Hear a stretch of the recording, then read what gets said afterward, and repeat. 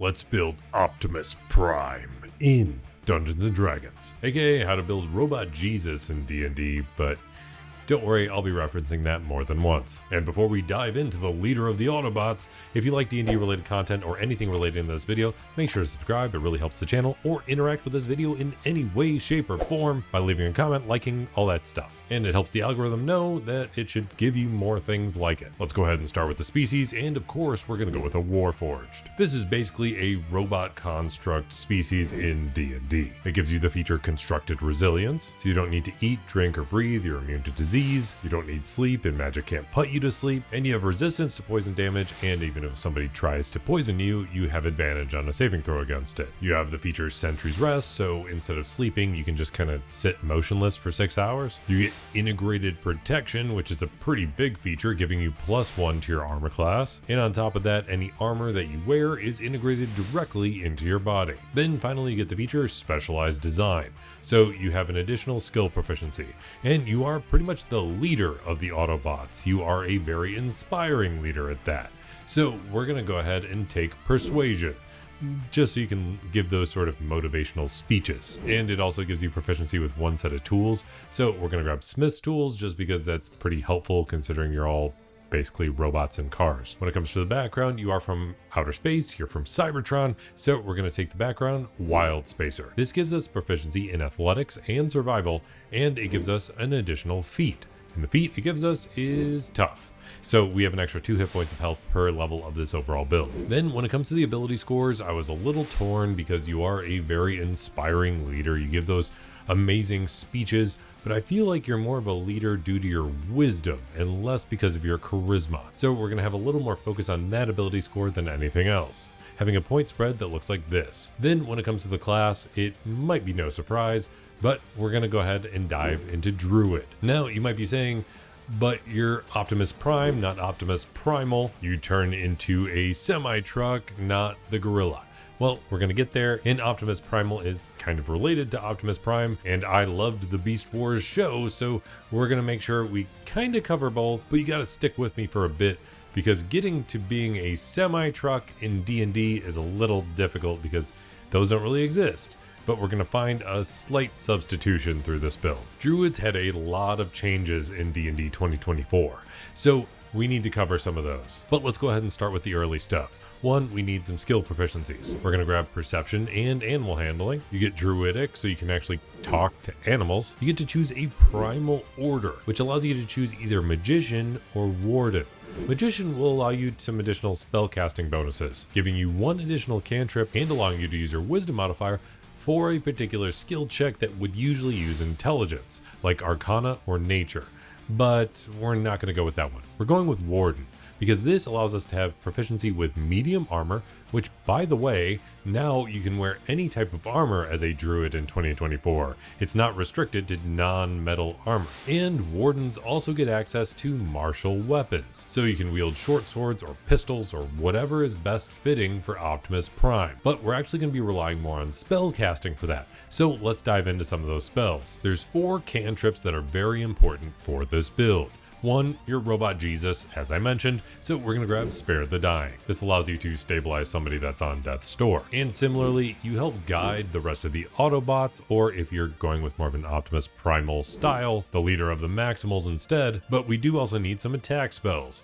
You have the ability to use short swords or various weapons as Optimus Prime. So to replace most of those, we're going to use Shillelagh. This allows you to turn a club or quarterstaff into a magical weapon. And this changed in 2024, because before in 2014, Shillelagh didn't change at all as you leveled up. Now it does. It still allows you to use your spell modifier for the attack and damage rolls. It can deal force damage or the weapon's normal damage as expected, and it initially deals a D8 of damage. But as you level up, this cantrip will level up in its dice size as well, dealing a D10 of damage at level 5, a D12 of damage at level 11, and then 2d6 damage at level 17. And you need some blasty stuff as well, so we're also going to grab the new cantrip Starry Wisp. So you can make a ranged spell attack dealing some radiant damage to some creature or enemy within 60 feet of you. It's radiant damage and it highlights the enemy, making it so they can't turn invisible after you hit them. It's 1d8 when you first get the cantrip, 2d8 at 5th level, 3d8 at 11th level, and 4d8 at 17th level. Then when it comes to the actual leveled spells,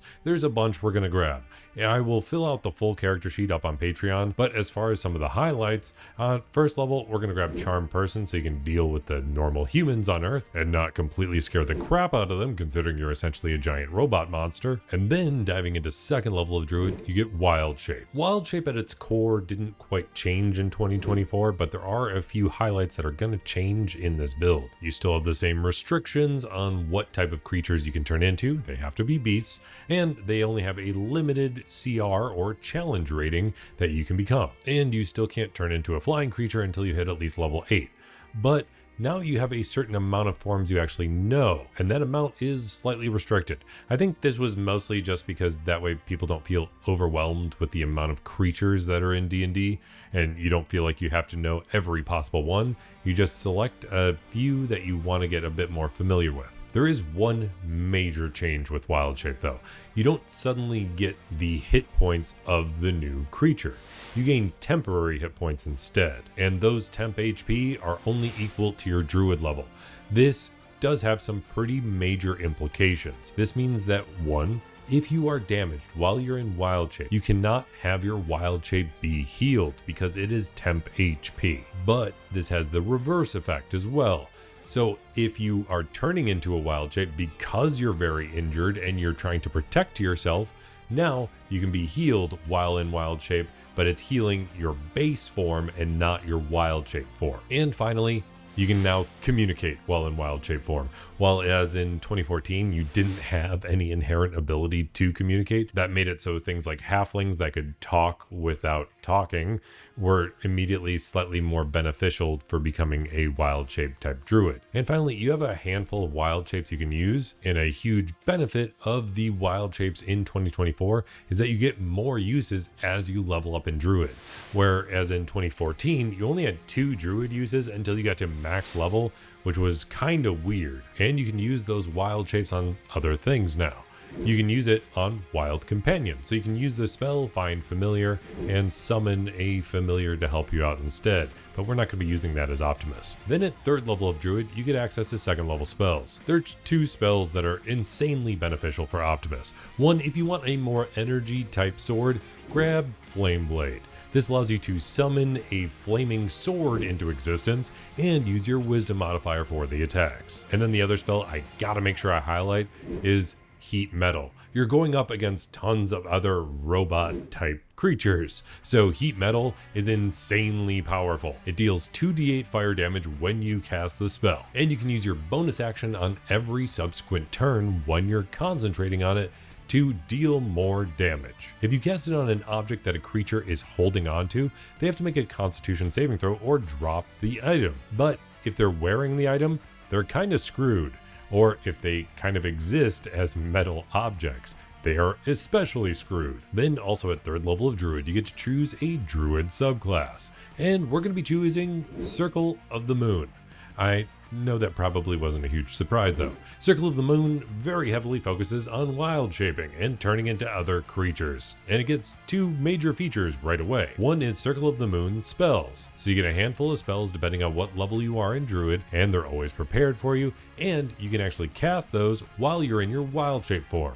There's usually a lot more restrictions on spell casting while wild shaping, but this allows you to get past some of them for a very narrow spell list. And speaking of wild shaping, that gets a massive improvement. So first off, the challenge rating of the creature you can turn into increases. Now it's your level divided by 3, when before it was way more limited. Like now you can transform into a creature that only a level 8 druid of any other type would be able to transform into, and they would max out at that amount, where you get to keep going. On top of that, in 2024 you now get a default armor class while in wild shape form.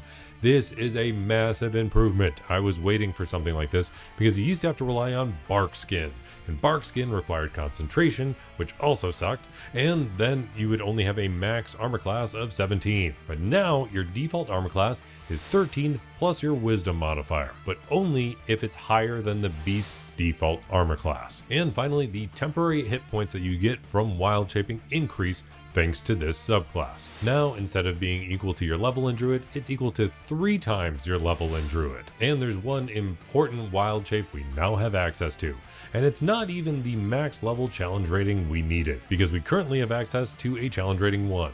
But we only need 1/2 for getting Optimus Primal. And that's because now we can transform into an ape. And yes, gorillas are technically apes. Now, this wasn't that great to turn into originally, but because of the extra benefits of being a Circle of the Moon druid, it's actually not too bad. Because by default, apes only have 19 hit points and only 12 armor class. Now, you suddenly have more armor class, even if the temp HP you now have is a little less. But if you level up in druid, now you can still make use of this even if it's not going to be hitting quite as hard. But we can also deal with hitting harder pretty soon as well, because while apes get multi-attack, so they can attack twice per turn, which is pretty good at level 3, they only do 1d4 plus 3 bludgeoning damage, or they can throw a rock, which does require you to roll a 6 on a d6 in order to recharge the use, aka find another rock, but that at least does 2d6 plus 3 bludgeoning damage. But that allows us to quickly cover Optimus Primal. We need to keep working our way up to Optimus Prime. At 4th level of Druid, you get access to an ability score improvement, and we're going to go ahead and take a feat.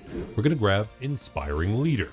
This allows us to choose either our Charisma or Wisdom modifier to increase by 1 point. So we're going to boost up our Wisdom, and it gives us the feature Bolstering Performance. So when you finish a short or long rest, you can sort of encourage your party members, giving a riveting speech and boosting up to 6 allies nearby. Each of those creatures then gets temporary hit points equal to your level plus your wisdom modifier, since that's what we increased, which is a pretty massive shield of health to depend on. Then at 5th level of Druid, you get Wild Resurgence. So now if you don't have any uses of your wild shape left, you can actually spend a spell slot to recover one, and this doesn't even require an action to do so. Additionally, you can do it the opposite way. So if you want, you can spend a use of your wild shape to regain 1 first level spell slot, but you can only do that once per long rest. Also at 5th level, you get access to 3rd level spells. There's only 2 I want to highlight, and that's because you are Robot Jesus, and that's Feign Death and Revivify for similar aspects. At 6th level of Druid, you get another feature from being a Circle of the Moon Druid, granting you improved circle forms. So now if you attack in your wild shape form,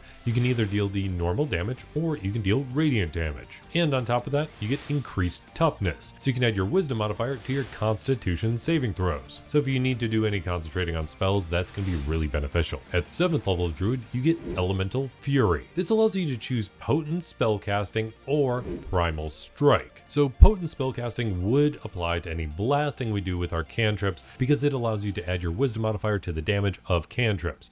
But it wouldn't apply to Shillelagh because Shillelagh actually just transforms whatever stick you're using into a weapon. So it wouldn't add additional wisdom modifiers to the attacks. And because we can do more melee attacking while in wild shape, we're going to get more benefits from taking the other option, Primal Strike. So once on each of your turns, when you hit a creature with a weapon or with any sort of beast type attack from your wild shapes, you can deal an extra 1d8 elemental damage of either cold, fire, lightning, or thunder. Also at 7th level, you get access to 4th level spells. Now you can grab like Freedom of Movement, which can be pretty helpful to make sure you're never pinned down, but by default, you also get the spell Fount of Moonlight. This is a pretty interesting spell that I kind of like. So cool light wreathes your body, and until the spell ends, you have resistance to radiant damage. But also, your melee attacks deal an extra 2d6 radiant damage. So having something like this active, while at the same time transforming into something that's a lower CR, is no longer that bad of an option, because if you transform into an ape, the big downsides were that it had low armor class, low health, and it didn't deal quite as much damage. But now you can wind up dealing more damage with the spells that you have access to, and you can still have multi-attack, and your health pool isn't reliant on the beast that you're turning into, and your armor class isn't reliant on the beast you're turning into, meaning that you have a lot more versatility in these aspects. but we still need to turn into a truck. Trust me, I'm getting there. Then at 8th level of Druid, you get another ability score improvement, so we're going to go ahead and boost up our Wisdom by 2 points. Then at 9th level of Druid, you get 5th level spells. Grab some Healy stuff like Reincarnate or Mass Cure Wounds, or if you need to track down a creature, grab something like Scrying. And then at 9th level of Druid, you get the feature Moonlight Step from being a Circle of the Moon Druid. So as a bonus action, you can wind up teleporting yourself 30 feet. And you also get an advantage on the next attack roll you make before the end of your next turn when you use this feature. But you can only use this feature a number of times equal to your Wisdom modifier per long rest. However, you can wind up regaining some uses if you really need it by expending at least a 2nd level spell slot to regain 1 use, but that doesn't require an action to do it. Basically, it's just substituting being able to cast Misty Step. Then at 11th level of Druid, you get 6th level spells. And there's a few I'd grab here, but the main one I'd probably focus on is Sunbeam, so that way you can just blast somebody like with a massive high-tech energy blast, but instead it's coming from your naturey druid powers. At 12th level of Druid, you get another ability score improvement. So we're going to go ahead and round out our Wisdom and our Dexterity. At 13th level of Druid, we get access to 7th level spells. So grab one of the best keep yourself alive kind of spells you can with Regenerate. It makes it so you are just constantly regenerating health. At 14th level of Druid, you get another feature from the Circle of the Moon called Lunar Form. And this grants you 2 features. The first is improved Lunar Radiance. So now once per turn, you can deal an extra 2d10 radiant damage with an attack while you're in wild shape form. And this can stack with your Primal Strike, meaning that you're hitting pretty darn hard with a single attack if you need to. The other feature it grants you is Shared Moonlight. So now if you want to grab somebody to teleport with you with your Moonlight Step ability, you can do that. The creature has to be willing and within 10 feet of you, and they just teleport along with you, also ending within 10 feet of you. Then at 15th level of Druid, we get access to 8th level spells. And just go ahead and grab animal shapes for more Beast Wars Transformers stuff. But don't worry, we're about to hit the truck, and grab Sunburst for a big blasty attack. But you also get the feature Improved Elemental Fury. This improves whatever you chose with your previous Elemental Fury. It can increase the range of some of your cantrips, or since we chose Primal Strike, it increases the damage from 1d8 to 2d8 elemental damage. But the biggest thing about hitting this level in Druid is that we're now level 15. And thanks to being a Circle of the Moon Druid, that means we get access to challenge rating level 5 beast type creatures. And I've been not so subtly hinting that we can turn into a truck. But trucks don't exist in D&D. There's carts and wagons and whatever. But the big thing about trucks is that they're there to haul very heavy stuff. So I wanted to find whatever beast could haul the heaviest things because we need to be a semi-truck. And right at this challenge rating, there happens to be the biggest hauling beast that you can be, which is called a Titanothere. And this creature is a huge beast. It has a strength of 25. It has a massive stomp attack that it can do as a melee attack, dealing 3d8 plus 7 damage. And if this creature moves at least 20 feet towards the enemy in this process, you know, like you're hitting it like a truck, like it's straight out of an isekai or something, the target then takes an extra 3d8 damage. Then on top of that, it has to make a strength saving throw or be knocked prone. But the biggest thing about this is that on top of your 25 strength and being a huge creature, it also has the feature Beast of Burden. So when determining its carrying capacity, which is what semi-trucks are made to do, it actually gets to count as one size larger. So it has a incredible amount of strength, and it counts as a gargantuan creature when it comes to what it can haul. So that means we got the closest possible translation to being a truck, because we're still kind of a robot being a warforged, and we're turning into this massive hauling creature. But we're only level 15, so let's play around with our last 5 levels here. We don't really need any more druid. There's a few benefits like being able to cast more spells while in wild shape and things like that, but we're not going to worry about that as much. Because usually in most of the Transformer stuff, if you want to do most of your attacking, or in this case spell casting, you wouldn't be in your truck or ape gorilla form. So let's go ahead and amp up what you can do when you're not in that form by multiclassing into fighter. This gives us a fighting style right when we multiclass, and we have a few options. We can't really choose defense because that won't really help us all that much, because if we're in wild shape, which is what we use most of our defensive options for, we don't get to wear armor, and defense requires you to be wearing armor or wielding a shield, and you already have a +1 just from being a Warforged, so might as well just boost up your damage. And I do like the melee attacking that Optimus Prime can do.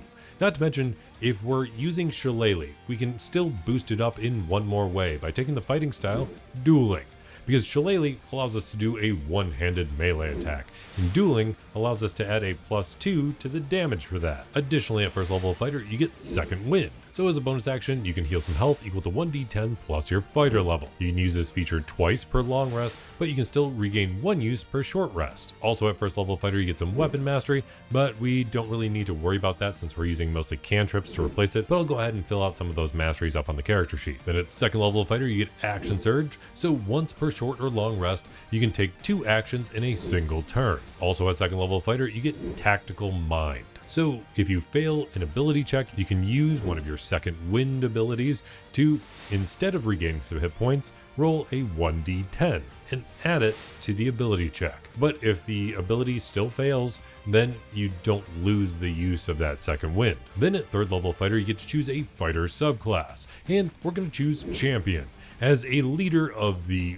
Autobots or the Maximals, depending on which route you're going with. You are pretty much their champion. This gives you the feature improved critical, so instead of waiting for a natural 20 to get a critical hit, now you can roll a 19 or a 20 to crit. You also get the feature remarkable athlete, which changed in 2024, giving you advantage on your initiative checks and your athletics checks, and immediately after you score a critical hit, you can actually move half of your movement speed without provoking any opportunity attacks. Then at fourth level fighter, you get another weapon mastery and you get an ability score improvement.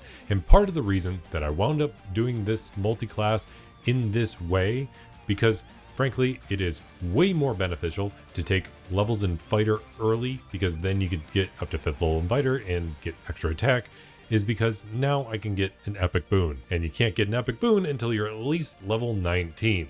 So doing the levels in this order was kind of important. So the epic boon we're gonna choose is Boon of Recovery, really leaning into the Robot Jesus idea. We can boost up one ability score by 1 point, so we're going to go ahead and boost up our dexterity, and you get 2 crucial features. One is Last Stand. You're pretty much a straight up hero here, and Last Stand really encapsulates that idea. So if you'd be reduced to 0 hit points, instead you drop to 1 hit point and you regain a number of hit points equal to half of your hit point maximum. You can only use this feature once per long rest, but that's still a huge sudden boost to your health. I mean, it essentially makes it so your health pool is 50% bigger. And on top of that, you get the feature Recover Vitality. So you have a pool of 10 D10s.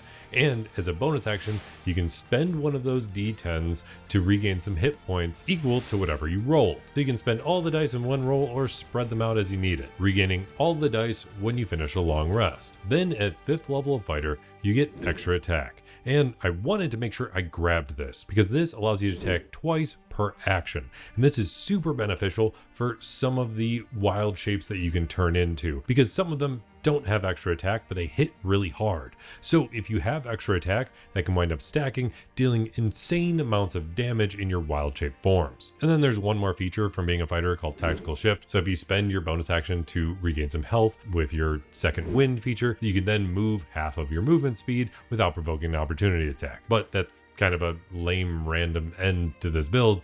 Overall, I went way too deep on this build. It probably took way longer than it should have. I don't know how long this video turned out to be, but hopefully it was still entertaining. If you do anything differently with this build, let me know in the comments down below. I did this build thanks to a comment in another video, so if there's another build that you want to see, let me know in the comments down below. And if you want access to the character sheet for this build or any of my other builds, feel free to check out my Patreon, linked in the description down below, where you can get access to the character sheets for all of my builds, including some that actually got taken down from YouTube due to some copyright issues. But I do have some especially awesome patrons that help support this channel. They're scrolling by right here, and I have some super awesome player character patrons: Alexander Alexander White, Ravelord, Nicole Biliak, Christopher Sams, Dark of Skies, Barrow Skrull, Felix Ulick, The 10586, Kevin Shirley, That Funny Man 57, CGC 2014, Panda Milkshake, Karkat Kitsune, Decker Joint, Zed13, Viral Naravar, Daniel Galvin, The Dino 21, and Salvador. Then there's the Dungeon Master level patrons that I stream playing D&D with over on Twitch: Brian Dunn, Dante Dixon, John Rohr, T. Brownie, Julia B. de Oliveira, Shane Gilroy, Daniel Saffler, CommentZX, GameSteak, and Devin Happy. And if you made it all the way to the end of this video, let me know by hitting that like button, and I'll be here helping you roll at least 3 nat 20s in your next D&D session, especially if you want to be one of the most iconic robot Jesuses ever and play as Optimus Prime or Optimus Primal in Dungeons & Dragons.